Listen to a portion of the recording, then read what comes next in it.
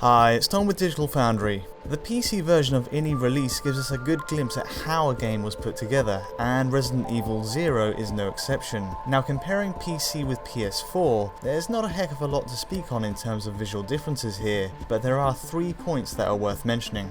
Number 1, well, it's the frame rate, isn't it? The PC version has a menu option to lock at 30 FPS, which matches the PS4 version's refresh.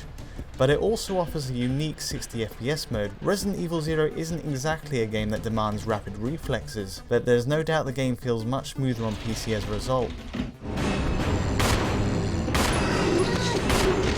So what's affected? Well, polygonal elements such as characters are able to run at 60 FPS thanks to this PC setting, but of course it doesn't apply to background animations. These pre-rendered backdrops run natively at 30 FPS as originally designed for the GameCube release. That said, you'll notice the screen scrolling effect in 16:9 aspect ratio mode updates at the full 60 FPS.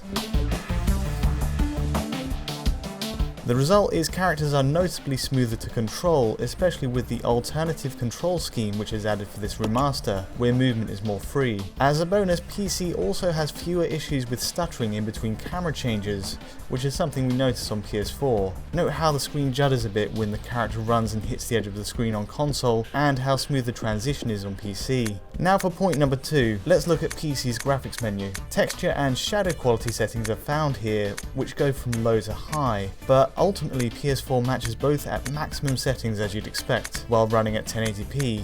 It's the full deal on console then visually. What PS4 does miss out on is PC's superior Anti-Aliasing Mode. This last setting is really worth it, clearing edges while still retaining a slightly sharper, clearer image than PS4's standard FXAA. It's curious that the console version doesn't match this, given how undemanding post-process techniques are overall. Of course, PC and PS4 are outputting at 1080p here, and setting quality is an exact match in most areas. The lighting model, shadows, textures and added alpha effects are a match in all scenes.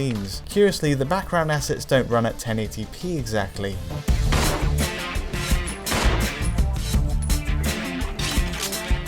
In fact, most backdrops in this train sequence are rendered at an unusual resolution of 1588 by 1392. Essentially, this is lower than the 1080p standard on the horizontal axis, meaning there's a bit of an upscale going on here. But on the vertical axis, we're getting 300 pixels more than 1080p usually provides. We suspect this helps with the widescreen 16:9 aspect ratio mode, where the screen essentially pans up and down this larger vertical space. In fact, you can inspect the details of each backdrop if you locate Resident Evil 0's install directory on PC. Capcom lays everything bare here, and by right-clicking and checking details for each file, you see that each asset is produced at 1588 by 1392, or sometimes a very slightly different resolution, running on a 1 to 2 second loop at 30 FPS. It's fascinating stuff. And playing these files outside of the game shows the way each scene is put together. Take this train carriage roof shot for example. Played on its own, the animation looks pretty great, with lamplights flashing past and rain splattering on top. But in game, a lot is added over and above. There's an additional layer of rain in this scene, an effect that's been improved for this remaster, plus geometric elements like characters running on top of the carriage. Again, these backdrops run at the same level of detail as PS4, the same quality and 30 FPS frame rate. The only difference really is the anti-aliasing running over the top, which makes PC look a touch sharper, and it's a likewise story for the full motion video sequences too. So on to the third and final difference, which is a minor one. In real-time rendered cutscenes like this, PC actually misses a depth of field effect on foreground characters. Note during this cutscene that the camera effect only appears on PS4, while on PC Rebecca appears in focus. So, you seem to know me.